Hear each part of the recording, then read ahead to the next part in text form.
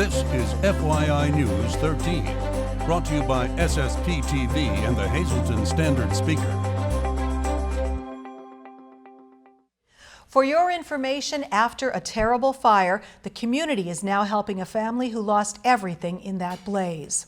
Hello and welcome to FYI. I'm Lisa Sugart, sitting in for Ken Cara tonight. We have a lot of local information to get to, so let's start with our headlines from FYI and the Hazleton Standard Speaker. The Hazleton Area School District is making changes in the way it handles school security. I sat down with the man who is the head of security for the district. Changes are being implemented throughout the Hazleton Area School District concerning security, and those changes started to take effect yesterday. Here to tell us what they mean and why they're being done is Ed Harry, who is the Director of Security for the district and School Police Services. Chief Harry, I guess first of all, why are these changes being made? I understand that the metal detectors will not be used in all schools anymore. The metal detectors are not going anywhere. The metal detectors are staying where they are. We're just revamping our policies on how and when we use them. We basically feel that we can make the schools safer than what they are now. We don't feel they're as safe as they could be, and we believe that there's a way to make them safer than what they are. Now, some are concerned, saying, I told my child they were safe because there were metal detectors in the school. Now I have to tell them they're not going to be using them. So how do we explain to the children, one point, that the safety is changing, but they're still safe? And what triggered all this? Is this because of budget concerns for the district, or what made the changes come about in the first place? No, this has nothing to do with the budget. What this has to do with is reacting to what's going on in our schools right now. You can't put a security plan in place and never change it. You have to adapt to what the threats are in the schools, and that's basically what we're doing, is adapting to the threats. We've gotten to the point where we're so concerned about the what ifs and what can happen that we're not addressing what's actually happening going on in the schools right now. So how do you tell the children and the parents, how are you keeping their children safe? We are keeping them safe because we're going to have more of a presence in the schools. Officers are not going to be stationed at the front desk and tied there. You're going to see them walking past your classrooms. You're going to see them walking in the hallways. You're going to see them out in the parking lots. It's going to be a visible presence by armed police officers and uniformed security officers. Now, have you gotten reaction from parents, teachers, anyone right now about this? We've got a lot of reaction. A lot of people are concerned, and they're concerned simply because of the communication. The changes weren't communicated to them in the proper way, and when you sit down and you explain to people why we're doing certain things, then they nod your head, okay, now I understand.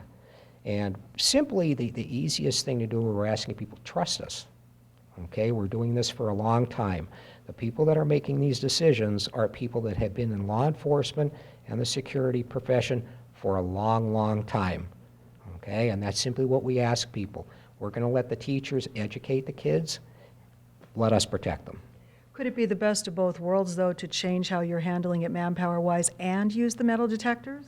Yes, and we're going to do both. It's going to be not on a regular basis. No, if you do it on a regular basis and people know when you're going to be doing it, you're defeating the whole purpose. Okay, when we use them is going to be on a random basis. Nobody's going to know when it's coming. And when we do use them, it's going to be in the proper way. There will be enough people there to man them properly, and then when somebody comes through that metal detector, when we clear them to get into the building, I can guarantee you they won't have anything dangerous on them. I guess some of the parents who are concerned, they said, well, years ago they told us this was the best way to keep our kids safe. So now they're changing their mind. So parents, I could understand, would be a little concerned on who's right, who's wrong. It's not, and again, it's not that anybody's changing their mind. You adapt. Okay, when you put security measures in place, the people who their mindset is to circumvent those measures are going to find ways around them. So what do? Now you change your security measures. Now, eventually they're going to find a way around that, and then we change again. And the analogy I give people is you have an antivirus software on your computer, and don't we see that every week, every 2 weeks, there's an update to that software? The reason it's being updated is because people find a way around those security measures. So now you adapt to it. And we're simply doing the same thing. We're adapting to the threats that are present in our schools right now. Final question for parents out there that have little ones that were maybe scared to go to school because they went through the metal detectors. What do they tell them now to make sure they know they're safe, even if they don't have to go through those anymore?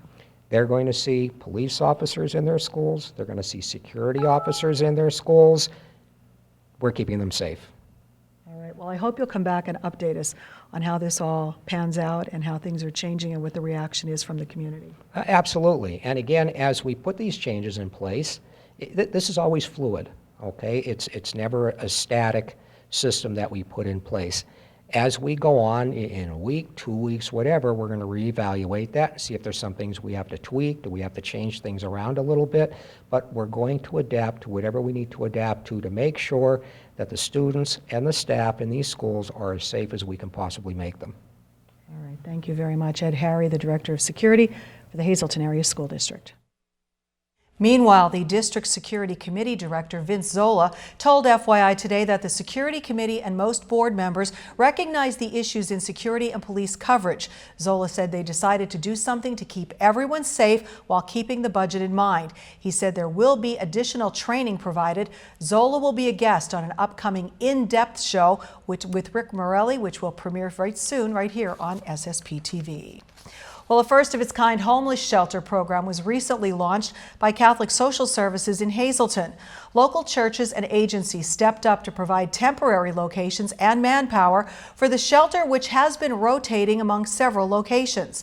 Now the Hazleton YMYWCA has offered the shelter a home for the remainder of its pilot program. However, it must be cleaned out and a place found to store items.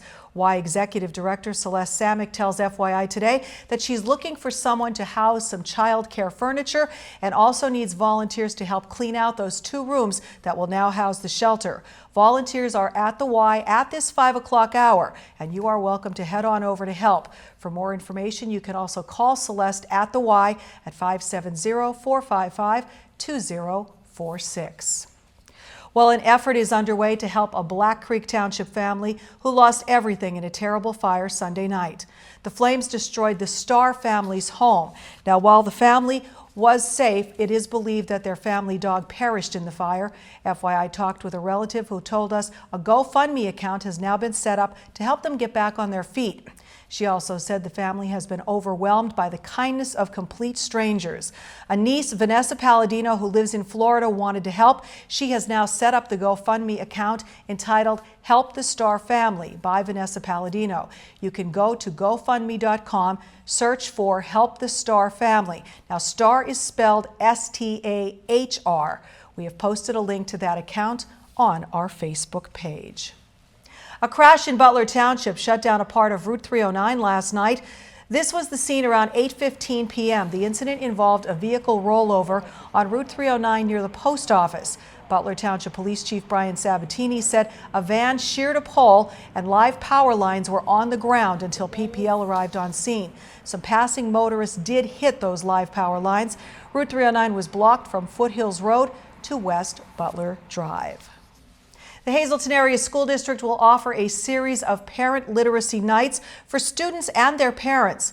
The Read With Me initiative is free and open to students in pre-K through 2nd grade along with their parents. There will be prizes to win at these evenings, including an Amazon Fire tablet. The free reading program begins tomorrow night at 6 p.m. at the Hazel Township Early Learning Center. That's located in the former 9th grade center building. Well, coming up on FYI, see what is going on with the Hazleton Area Lady Cougar bowling team as they get ready for the Eastern Pennsylvania Regional Tournament. And up next, we'll get to know Brittany Ogurkis, who was recently adopted by the Ogurkis family that runs Brandon's Forever Home in Hazleton that helps those in foster care.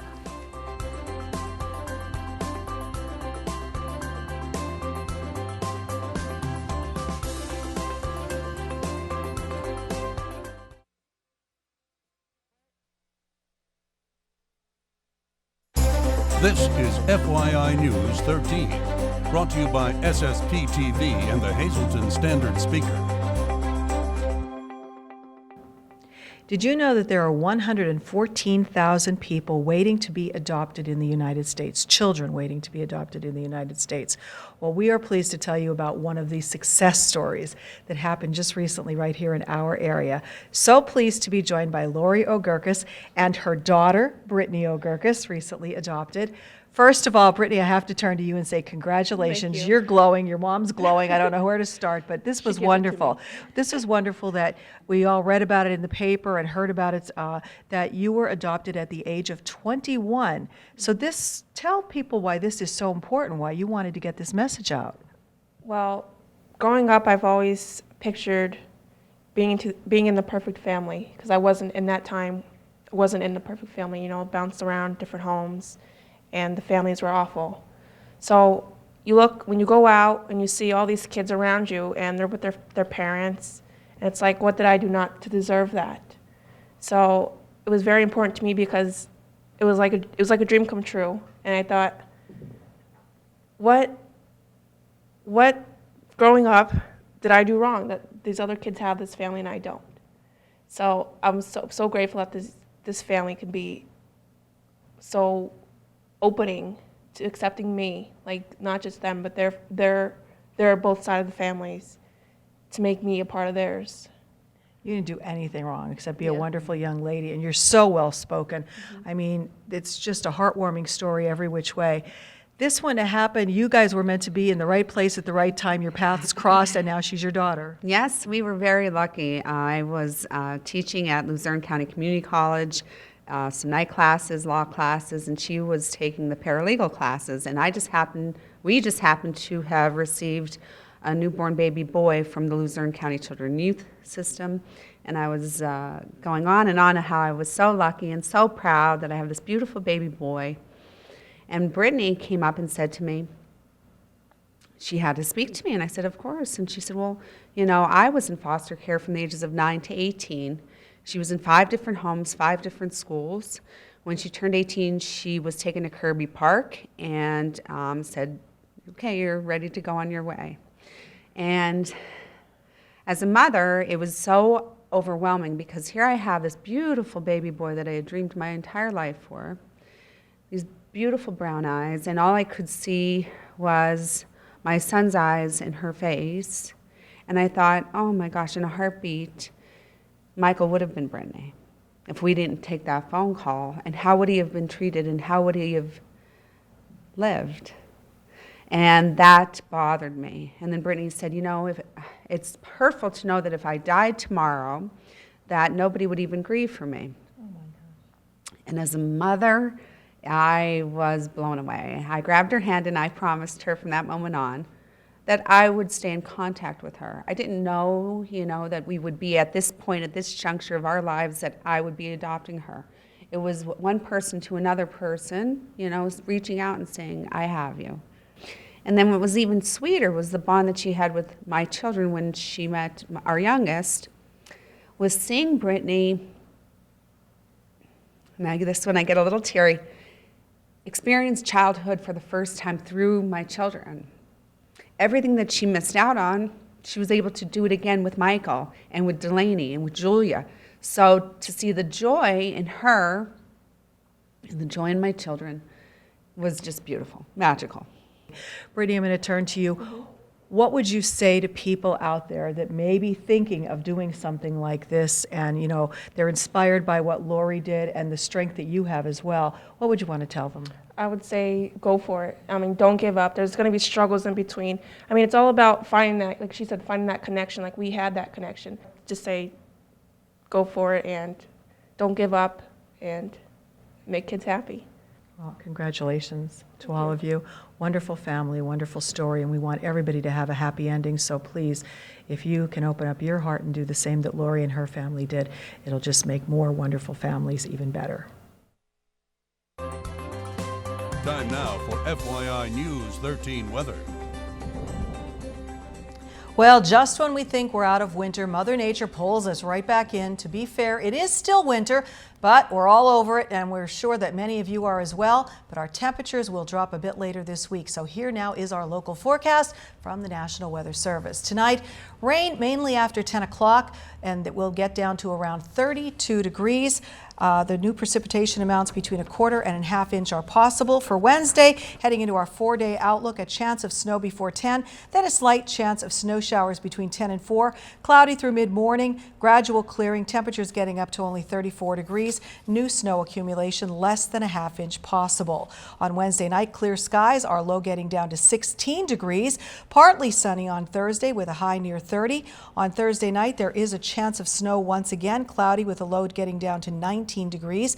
Chance of snow showers for our Friday, mostly cloudy day. Temperatures hovering around the freezing mark. For Friday night, partly cloudy with a low of 22. And then on Saturday, it looks partly sunny with our high getting up to 35 degrees. Saturday night, there is a chance of snow showers, a mostly cloudy day with a low down around 25 degrees.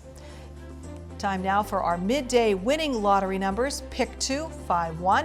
Pick 3, 102. Pick 4, 9064. And pick 5, 04846. Good luck if you played. Now it's time for Law Talk.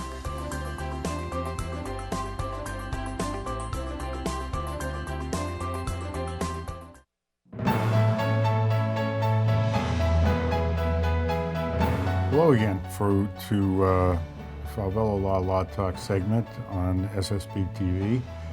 Today we're going to talk once again about auto insurance. It's not a topic we can really cover with you viewers in 2-minute segments all at once. So today we're going to talk about really basic coverage in the auto world, and that's full tort versus limited tort. We've talked about this many times before, but it's always important to I think, to review it and make sure you know what you're buying as an auto insurance consumer. Here's the big difference. Full tort, you retain all your rights to make a claim regardless of your injury. Limited tort, you give up a lot of those rights. It becomes very subjective in the determination of how serious your injury is. And what that means is that unless you have a serious injury, as defined by law, you cannot make a claim for your pain and suffering. And that's very difficult to determine. As I said earlier, it's very subjective.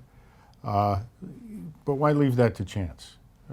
For a couple extra premium dollars, you buy the full tort, and for maybe another $30 or $40, $50 a year, if you give that up and buy limited tort, you could be giving up thousands in pain and suffering damages. It's something to consider very seriously. And even though your agent may say, hey, you have full coverage, that full coverage may involve limited tort. So ask about full tort and limited tort, and by all means, if it's something you can afford and something that you want, don't give up your right to seek pain and suffering damages for a few extra premium dollars.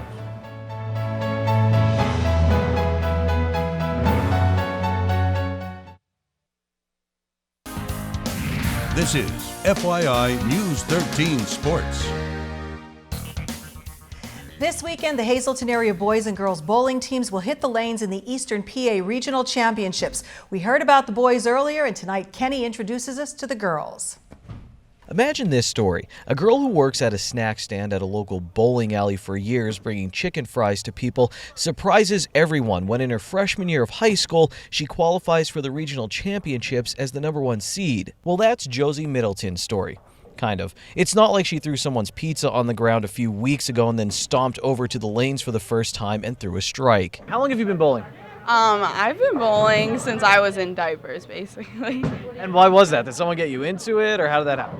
Well, actually, my family owns the bowl arena, so I'm serious. So I've been here like my whole entire life. I actually do work here. What do you do? What are some jobs? I run the snack bar, and I take orders out to people. This is Middleton's first year on Hazleton area's varsity team, but she's been involved with the United States Bowling Congress for years, rolling on the weekends. Even with her background, she did feel some pressure this season. I mean, there was a little pressure at first, like being the freshman, going up on varsity. I didn't know what to expect when I got there, but after meeting everyone on the team, seeing how nice they were to everyone, I mean, it was very nice. Last year, the Lady Cougars graduated most of their varsity roster, including Eastern PA Regional Champion Jamie Kalaga. While they only brought back one bowler with some experience from last year, it was some good experience. Jenna Raypatch qualified for the state tournament as a freshman last season. Jenna actually is a sophomore, and she is one of the co-captains of the varsity girls team.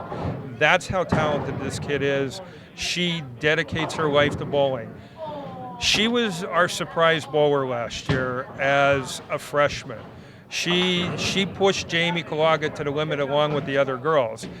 Well, she's going to taste that medicine this year when another freshman, Josie Middleton, has come into her own. Definitely, she's competition for me. Yeah, she makes me she makes me stay on my feet. But it's not like, okay, I beat you. Like, you know what I mean? We're together, and if we bring out the best in each other, it's friendly competition. Raypatch was actually laughing at Middleton off camera during that interview, so the two are obviously friends. They lead a Lady Cougar team that gelled so well this season that they qualified for the regional tournament as the top seed. The young Lady Cougars and Cougars have a lot of potential for two programs that have already enjoyed a lot of success. Head coach Sean Evans took a moment to reflect a little bit as he talked about coaching Middleton when she was only 5 years old in the USBC program. Makes me look at all the kids that have come through this program and what they've done to change the outlook of bowling within not only this area, but even this part of the county and the state. Now the tournament starts Friday night, and we wish the Cougars the best of luck. Happy Wing Night! It's Wing Night at Bottlenecks. Get $2 off your order of wings or all-you-can-eat wings and boneless wings for only $14.95. Bottlenecks wings are voted best wings in the area year after year. Hey golfers, have we got the perfect vacation spot for you? Myrtle Beach. Signature Golf Packages builds and reserves the finest and most reasonably priced Myrtle Beach vacations. From scheduling your golf tee times to making your hotel accommodations. Oceanfront to golf course villas. Mark Passon, a Hazleton native, has been doing this for 10 years. Expect excellent customer service, local knowledge of all the courses, and the best golf vacation of a lifetime. Call now to learn all of the specials that Signature Golf Packages can offer you or your group. 866-462-9885 or book now at signaturegolfpackages.com. Good evening, everyone, and here's tonight's Talk of the Town report. First tonight, the Fun Fest 2016 kickoff concert featuring the Poets will be held Sunday, March 6th at 3 p.m. at Genetti's. Tickets are available in advance for $15 or $28 for a hot buffet luncheon and show. Tickets are available at the Chamber of Commerce, Metallo's Formal Wear, and, of course, at Genetti's. For more information, please call 570-455-1509. And one more quick announcement, St. Michael's Ukrainian Catholic Church, 114 South Chestnut Street in Shenandoah, will be holding a traditional Ukrainian Easter basket raffle. Tickets are $1 each or 6 for $5, and the drawing will be held Sunday, March 20th. You don't need to be present to win. For more info, call 570-462-0809. That's tonight's Talk of the Town. News 13 would like to send sincere condolences to the family and friends of these recently departed. John M. Halivia of Sugarloaf Township. Funeral is Thursday at 10 a.m. at the St. John Bosco Church. Friends may call Wednesday from 6 to 8 p.m. at the Frank J. Bonin Funeral Home. Mary C. Delahanty of Hazleton. Mass is Wednesday at 10:30 a.m. at the Annunciation Parish. The Turnbach Funeral Home is in charge of arrangements. Marion G. Molinari of Harrisburg. Mass is Thursday at 11 a.m. at the Holy Name of Jesus Catholic Church. Friends may call Wednesday from 5 to 8 p.m. at the Jesse H. Geigel Funeral Home and Thursday from 10 to 11 a.m. at the church. Patricia R. Papson of Upper Holmesburg. Mass is Thursday at 10 a.m. at the St. Dominic's Church. Friends may call Thursday from 9 to 10 a.m. The Aldworth Funeral Home is in charge of arrangements. And finally, Dolores C. Alexa of Hazleton. Arrangements are under the direction of the Frank J. Bonin Funeral Home.